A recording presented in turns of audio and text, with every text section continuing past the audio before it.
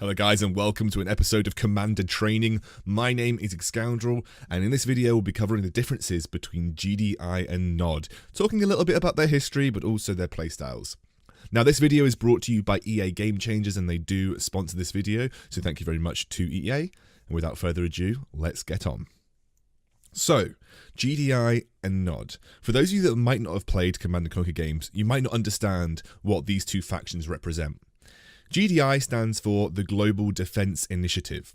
Think of the GDI as a global superpower. This is your incredibly organized, well-funded, multinational military organization.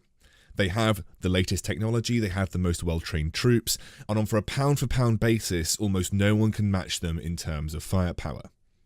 GDI represent stoic military dominance, and they are all about maintaining stability as well as controlling the Tiberium that exists in the world. On reflection, NOD, or rather the Brotherhood of NOD, is a religious movement, almost like a multinational corporation, an underground organization, if you will, a bit like a decentralized nation state, and they are led by Cain.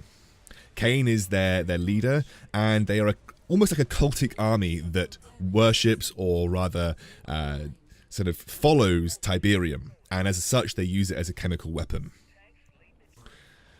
NOD will never match GDI in pound-for-pound trades in open warfare. So, NOD has always been classically associated with a mixture of low-tech guerrilla warfare as well as advanced, highly advanced weapons that GDI do not have access to.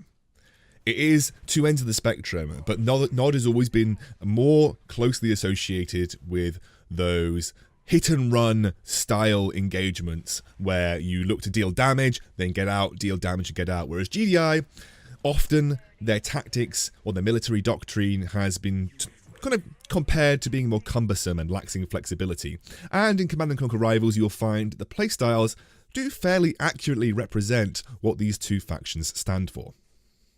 Now, not all of the units in GDI and NOD are totally different. For instance, if you compare the Riflemen and the Militants, they are exactly the same in terms of stats, and they will do the same job on the field. However, if you compare something like the Rhino to the Buggy, you'll find that the Rhino hits ever so slightly harder, and also has ever so slightly more HP, even at the same level as the Buggy. However, the Buggy is a little bit quicker, and that's the trade-off that you make, and it really is the differences between NOD and GDI.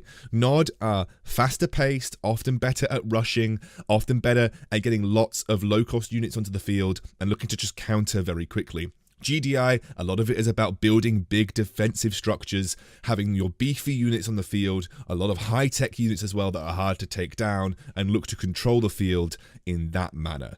Looking to trade pound for pound on an open field in a straight up fight. I want to show you a NOD game that I had earlier, and I need you to pay particular attention to the way that I use attack bikes, but also Seth's ability to deploy flame troopers anywhere on the field.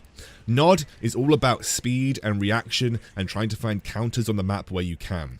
I don't mind sacrificing the top part of my map. I have that Giga Cannon just holding that zone for the time being. So the main thing that I'm trying to do here is deal with the Talons that this GDI player has been putting out all game. And attack bikes are the perfect way to do that. They take them down in a couple of hits and they can catch up to the Talons' movements on the map. And you can see I use the flame troopers to distract the zone troopers long enough to allow that to happen, and then I find a suitable counter to the zone troopers that I'm seeing being thrown onto the field.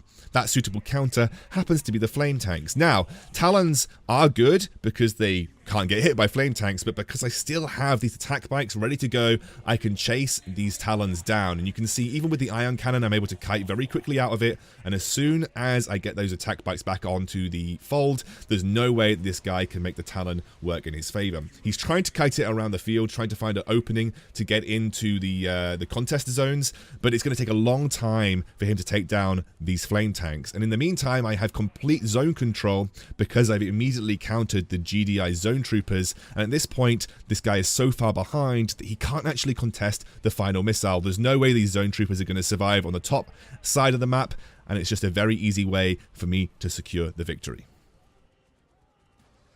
Now, by contrast, I'm going to show you one of my GDI games from today as well, and we'll talk a little bit about how the playstyle differs.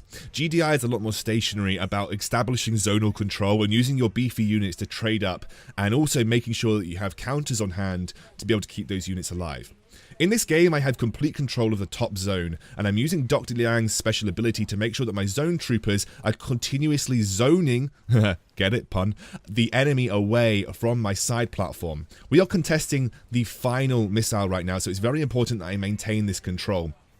He's brought out some sandstorms, but they are not great against my zone troopers. I'll end up cleaning them up very nicely, and you can see at this point, he's actually really far behind in terms of economy, but also in terms of being able to contest on the map. I see that he's starting to pump out Talons. They are not very good against zone troopers, and I end up cleaning them in a couple of shots. I still have Dr. Liang's special ability as well, and with the use of my Wolverines and high-tech units from GDI, I'm able to establish great control versus the enemy, and this puts me in a really solid winning position for this final missile.